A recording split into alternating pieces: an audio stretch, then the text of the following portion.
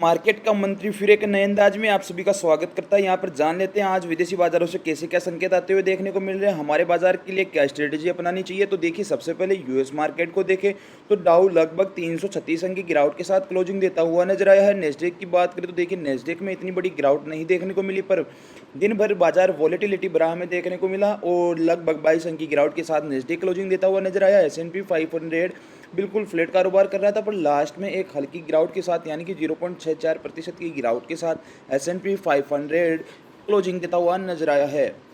अगर अपन US market की futures को देखें तो डाउ फ्यूचर्स लगभग हल्की तेजी 37 अंक की दिखाते हुए नजर आ रहे हैं। नेस्डेक फ्यूचर्स भी 20 अंक की तेजी दिखाते हुए नजर आ रहे हैं। तो कोई बड़े संकेत वहां के फ्यूचर से नहीं आ रहे, पर यूएस मार्केट में कहीं ना कहीं बीते सत्र में हमें गिरावट देखने को मिली है। SGX निफ्टी की बात करें तो लगभग 34 अंक की गिरावट इस वक्त SGX निफ्टी दिखाता हुआ नजर आ रहा है। संकेत दे रहा है कि फ्लैट टू नेगेटिव हल्की गिरावट के साथ भारतीय बाजार ओपनिंग हमें देते हुए नजर आ सकते हैं।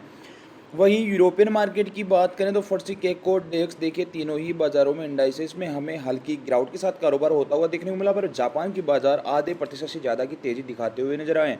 यूएस मार्केट की बात करें तो जो होम डिपो कंपनी है उसने अपने एस्टिमेशन बताए हैं सेल्स के, उन्होंने कहीं ना कहीं कंपनी ने गिरावट की बात की है। अपने रेवेन्यू और ग्रोथ में गिरावट की बात यहाँ पर कंपनी करती हुई नजर आ रही है, तो इसके कारण भी डाउ का मूड माहौल बिगड़ता हुआ नजर आया। इस शेयर में भी लगभग 2.25% की गिरावट हमें देखने को मिली।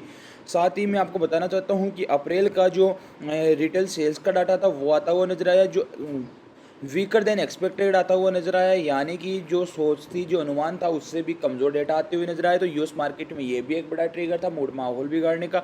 वहीं एफआईज की बात करें तो लगातार भारतीय बाजार में किस मार्केट में एफआईज खरीदारी कर रहे हैं। बीते सत्र भी 1406 करोड़ की खरीदारी एफआईज ने की है, तो एक बहुत ही बढ़िया और अच्छी खरीदारी अभी भी एफआईज करते हुए नजर आ रहे हैं। जब तक एफआईज बाइंग करेंगे तब तक चांसेस रहते हैं कि मार्केट सपोर्ट से रिवर्स होता हुआ नजर आए। अब यहाँ पर न्यूज़ की बात करें तो अडानी हाइडेनबर्ग केस में जांच की मांग वाली जनहित याचिकाओं पर सुप्रीम कोर्ट कल 17 मई को सुनवाई करेगा। तो अडानी के लिए इंपॉर्टेंट ट्रिगर है। वही भारतीय एयरटेल Q4 रिजल्ट आता हुआ नजर आया।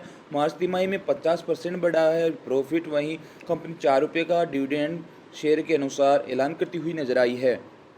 Bank of Baroda Q4 result आता हुआ नजर आया। मार्च तिमाही में लगभग 168% का मुनाफा यानी कि प्रॉफिट बढ़ता हुआ नजर आया। बहुत ही ज़बरदस्त रिजल्ट यहाँ पे देखने को मिल रहा है। बैंक यहाँ पे लगभग ₹5.5 का डिविडेंड भी प्रति शेयर के हिसाब से देता हुआ नजर आएगा।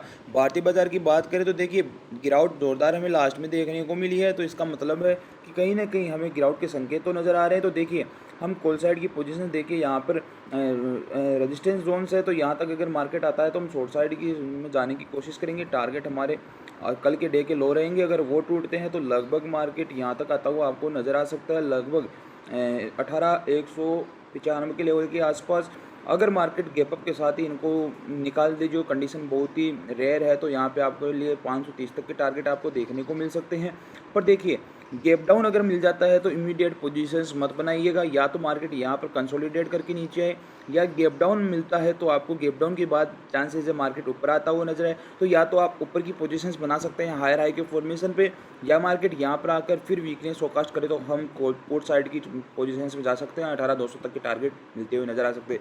साथ ही वीडियो पसंद आए लाइक शेयर जरूर कीजिएगा। फिर मिलेंगे नई वीडियो के साथ, तब तक के लिए धन्यवाद। जय हिंद। हाँ, टेलीग्राम चैनल से जुड़ना मत भूलिएगा, लिंक डिस्क्रिप्शन में है।